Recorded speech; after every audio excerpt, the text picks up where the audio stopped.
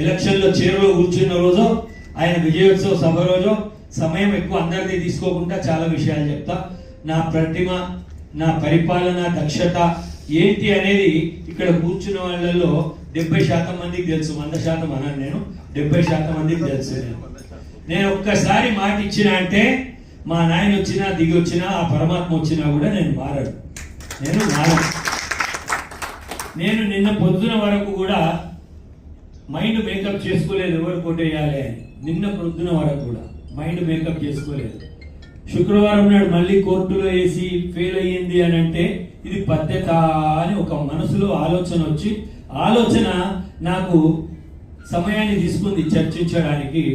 ఆ యొక్క వాట్సాప్ నన్ను ఇక్కడికి తీసుకొచ్చింది. ఇదే శుక్రవారం రోజు ఉపేందర్ ఫోన్ చేస్తే నేను లేపలే. ఏదో ఇది రాజకీయమే ఉంటుంది, శ్యామన్నదే ఉంటుంది, ఇంకా టైం ఉందిలే మనకు. నిన్న నన్ను ఆహ్వానించినా కూడా నాకు పని ఉండే, నిన్న నేను లేదు సిటీలో, నేను పోలే, లేకుంటే పోయేవాడిని. ప్లాజా ఎక్కడో మీటింగ్ అయింది. ఇవాళ మాత్రం నేను హైదరాబాద్లో ఒక చిన్న పనితో వచ్చిన 11:30కి నేను టైం ఇచ్చిన, 9:30కి రమ్మన్నాడు. నేను తప్పకుండా వస్తానని చెప్పిన. శ్రీధర్ ఎవరో నాకు తెలియదు, ఉప్పల శ్రీధర్. Okay right.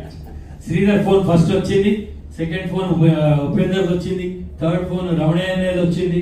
మళ్ళీ శ్యామన్న మాట్లాడాడు. నాకంటే చిన్నోడు వయసులో, అయినా సభా మర్యాదకు శ్యామన్న అని అంటాను.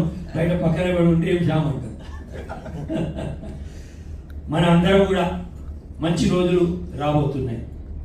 సృష్టి ఏమో పరాభవనామ సంవత్సరం అని వస్తుంది. సృష్టి మనమేమో విజయభావి సంవత్సరంలోకి అడుగు పెడుతున్నామని అనుకుంటున్నాం. కనుక విజయాలను చూడాలంటే, విజయోత్సవ సభ చేయాలనుకుంటే శ్యామన్న అధికారంలోకి రావాలి అని కొద్దిమంది కోరుకుంటున్నారు. వస్తాడు అని మనందరం కోరుకుంటున్నాం. నాకు అవకాశం